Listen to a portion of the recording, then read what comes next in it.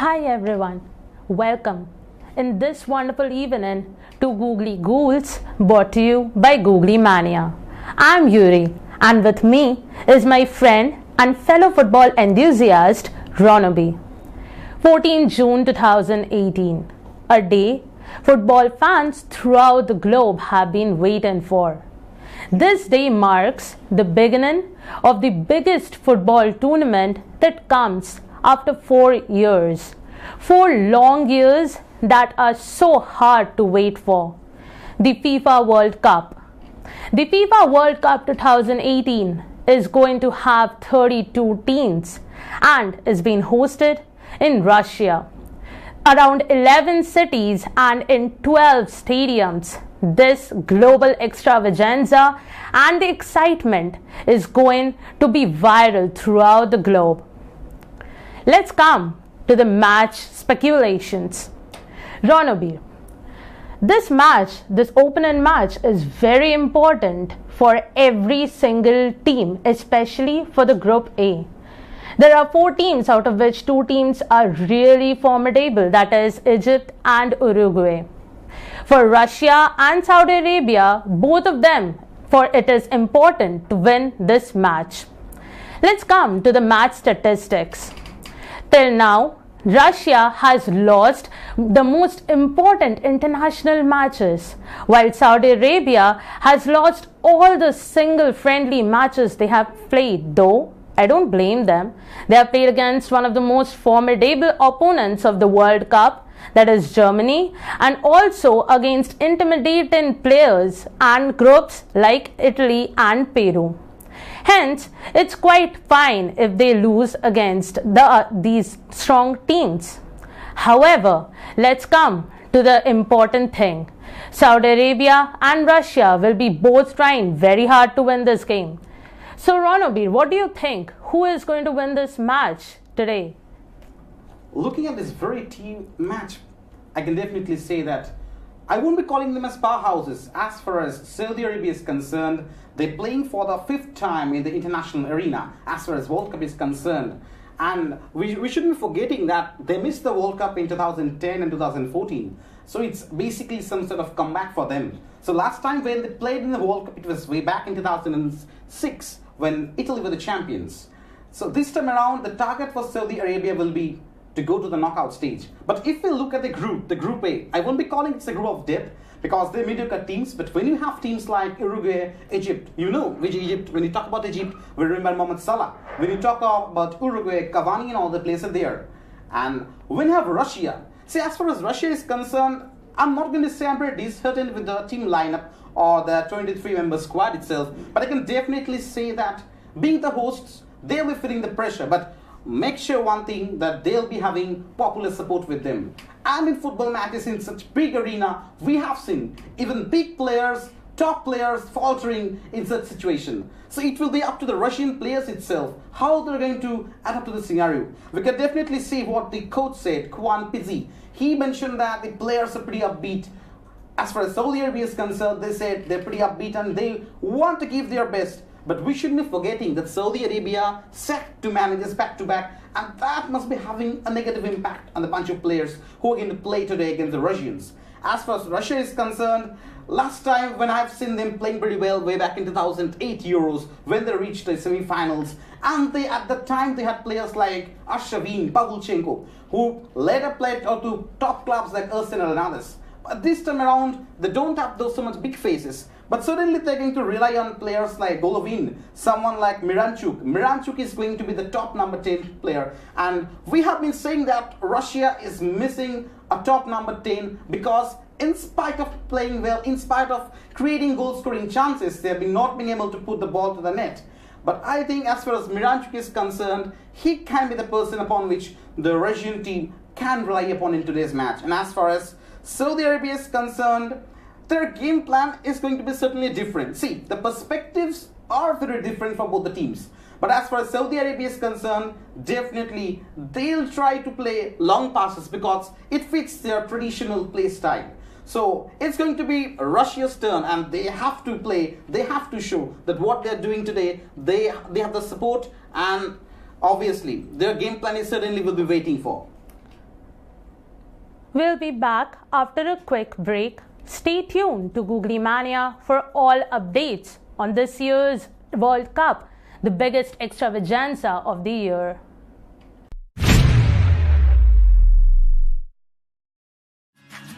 दीघा की लहरें, शांति निकेतन की मिट्टी, दार्जिलिंग की चाय, विष्णुपुर की टेराकोटा टेम्पल्स, मुर्शिदाबाद की हजारद्वारी पैलेस, मालदा के आम, कोलकाता की ट्रैम। फुटबॉल का यहाँ है हल्ला, हमसे ही बना है रसगुल्ला। इसके आगे और क्या कहें हम, अपने बंगाल में है भरपूर दम। Jio Bangla, it rocks. এটি বছরের সেই সময় যখন শহর জুড়ে সেই ছাতিম ফুলের গন্ধে মন জুড়িয়ে যায়। ঢাকের বাদ্যি, কাশফুলে ছেয়ে থাকা মাঠ, সব বাঙালির কাছে এটি একটি আলাদা জায়গা রাখে। এই দুর্গাপুজোয় জিও বাংলা থাকবে আপনার সাথে। পুজোর বিভিন্ন মণ্ডপে জিও বাংলা শারদ সম্মান 2018 সাথে নিয়ে নানা ক্ষেত্রের গুণীজনেরা পুরস্কৃত করবেন শহরের সেরা পুজোগুলিকে। সঙ্গে থাকবে অনেক উপহার। এই দুর্গাপুজোয় মেতে উঠুন জিও বাংলার সাথে। আরও জানতে চোখ রাখুন জিও বাংলায়।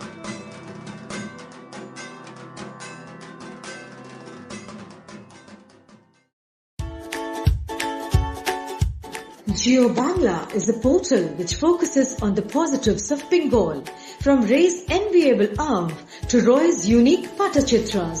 The portal will showcase everything that Bengal has been and is famous for. Our handicrafts and handlooms, our love for football, which rivals our love for food, the vast array of cuisines that Bengal has to offer, the avant-garde theatre and its aficionados working against all odds and coming up with awe-inspiring presentations. The Bengalis' love for culture, music, dance, entertainment, popular as well as experimental, will find its way into our portal. We at the portal are of the belief that modern Bengal has the potential to be a worthy successor of what was once used to be known as Sonar Bangla. Well, we are back after this short break. And let me tell you about the popular support Russia is getting. According to the live updates, more than 40,000 fans have garnered already in the stadium. And you can already see the home support Russia is going to get. After all, they are the host team and haven't yet done anything to reach there, whereas Saudi Arabia has already burned a lot of sweat to reach to that stage. Let's come to some of the biggest things this World Cup is going to see. VAR, Video Assistance Referee System. This is by far the first and the biggest controversial move in football. So Ranabir, let me ask about this. What are your views on VAR? Do you think that this will be lagging the match in some way? Because this is quite a tedious process.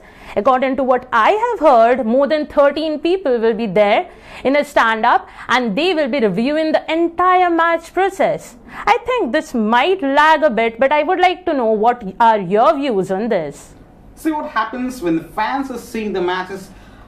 They absolutely want the right decision to be made. I remember in the previous World Cups, when England was playing and Lampard's ball, it went into the net itself and the referee missed it. And after that, that particular decision did play an important role as far as verdict of the match is concerned. But as far as VAR is concerned, I'm a little bit speculative on this because I have seen this in FA Cup and others. To some extent, the referee looks indecisive. And there is obviously the decision when to take the decision of VAR or whether not to. That is also we can actually take a correlation with something like third umpire, what happens in cricket or other games like chair call and other in case of tennis also. But one thing that can be said that with technology altogether, we should be opting technology as much as possible because after all it's a big game. And when you're watching semi-final game, final matches, you have to look at what's happening. For example, what happened in Champions League itself, the referee missed what Ramos did to Mo Salah.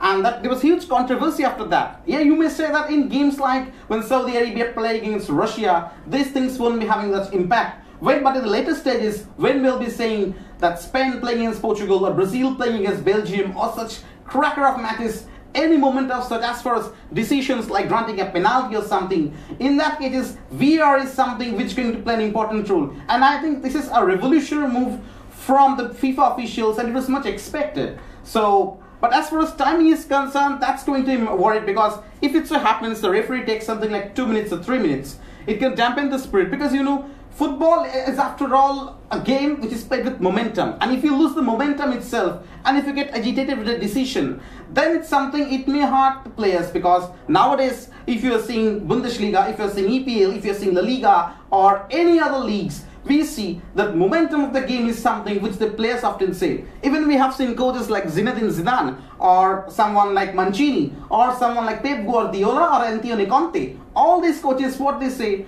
play with the same tempo altogether, and playing with the speed. Nowadays footballers run more than 30 kilometers in a single game. So there we expect that VAR can be instrumental in lacking the tempo of the game, but somehow it's welcome if you can get good decisions which can make significant changes to the fate of the game. But coming to this match, I want to add one thing, that this match will be finding a good goalkeeper. This, as far as Russia is concerned, Igor Akinpiev is one of the goalkeepers we need to look out, because in the last World Cup also we have seen fantastic goalkeepers from Mexico and others. Claudio Bravo and all those goalkeepers basically came from the World Cup platform itself, and they were later taken in La Liga, EPL and other leagues. So this is actually a huge platform for these young teams, because the Saudi Arabian players and the Russian players, they are well aware that if they can play well in the group league, even with the fact that these teams are not going to prosper in the next knockout round, still they can have good purchase as far as transfer market is concerned. We know the Russian teams which have been playing in the Champions League, in Europa League, like Lokomotiv Moscow, CSK Moscow and all these teams, but to some extent we have seen that they are not being able to replicate the success which they have seen with Arshavin or Pavlyuchenko, or which we have seen previously when Soviet Union used to play in the World Cup. So that is one thing. That's where I think this World Cup is actually a big platform for young teams, for players which names which we don't know, we are not acquainted with. For example, if I'm going to say that, if you see that Mohammad Al Shalwai, one of the important forward players of Saudi Arabia, you may say, oh guys, come on, I don't know the name itself, because he is not Cristiano Ronaldo, or he is not someone, he's even not someone which you can call like Benzema. But still, this World Cup, a wonder goal or anything, can change their fate altogether. So I think with VAR also, this thing is also going to be pretty important. The youngsters who are going to play in this World Cup, it's important platform for them, and it can change their career also. Obviously, so many young players. This year's World Cup is going to be amazing. Now, we'll be after a little short break and be again talking on this biggest world tournament ever.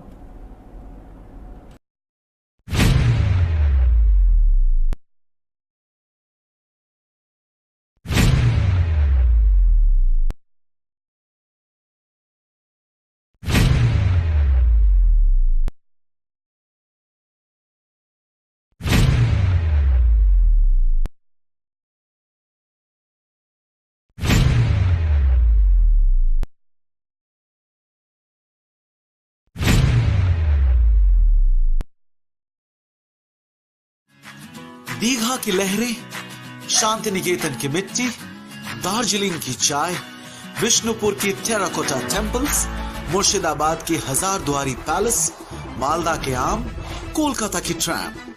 Football का यहाँ है हल्ला, हमसे ही बना है रसगुल्ला। इसके आगे और क्या कहें हम, अपने बंगाल में है भरपूर दम। Jio Bangla, it rocks. So again, we are back after this short break. And the last time we saw Ranabir talking about young players. Yes, this World Cup is going to see a number of young players. Players we don't even know, 22, 23 years old, and who are going to steal all the spotlight. Yes, believe me, they are. Because people are already speculating against some of the biggest stalwarts that have played in Champions League and other league matches and are coming in the World Cup to show how they can be key players in a batch of senior players too. So Ranabir, coming back to the match speculations, today's match speculations. Let us see what might be the approach of Russia and Saudi Arabia. Like these two teams, I wouldn't say that they are quite strong teams when compared to the other members of their group. However, they have made it to the FIFA World Cup, and hence I have to agree that they are quite strong. Hence, they might be going into a complete line of defense or attack, or might stand for 30 minutes and then begin their gameplay. So Ranabir, could you just shed some light on what their game plan might be? See, if you look from Saudi Arabia's perspective, to be absolutely practical, it's the best chance to win this match against Russia, because in case of the other two teams, when they're playing against Egypt and Uruguay, for me, the Uruguay team is much stronger than Egypt, because the Egypt team is more or less dependent on Mohamed Salah, and we are not yet sure whether he's fully fit or not. So that's why I think if I have been in the position of Juan Antonio Pizzi, I would have gone for a pretty strict defense for the first 30 minutes, look at the tempo of the game, then probably come up with an extra forward or having a withdrawal forward, or asking the wingers, the left wingers, the right wingers to overlap more and more, and then probably sneak a win with something like a lone goal to spare. But as far as Russia is concerned, they have to be absolutely particular, because the pressure is upon them. The supporters are pretty ready to see what their players are coming up to. So as far as Russia is concerned, their primary target should be pretty attacking. And it's their best chance in the group itself, because we know that the Russian team hasn't played well of late. They haven't been winning any friendlies in this year altogether. That's why I think what they can do, basically, they should look to get 1 or 2 goals in the first 20 minutes. Then they look in the middle phase, and then in the 70th minute or 80th minute, they can come forward with another goal. Because I believe goal difference can be an important thing for this match, because if it so happens that if Russia is tied up with some Egypt, and then in that case goal difference can play the major role as far as which team is going to prosper in the next round. So this has to be the approach of both the teams.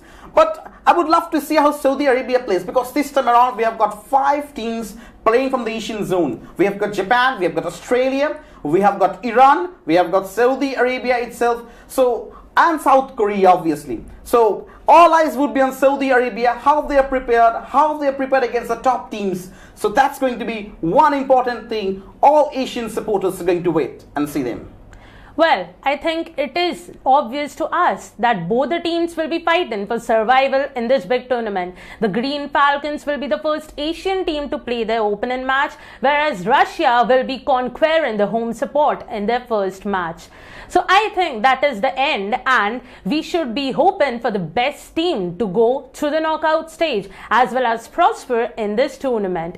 Do like, share and subscribe to our channel. Thank you.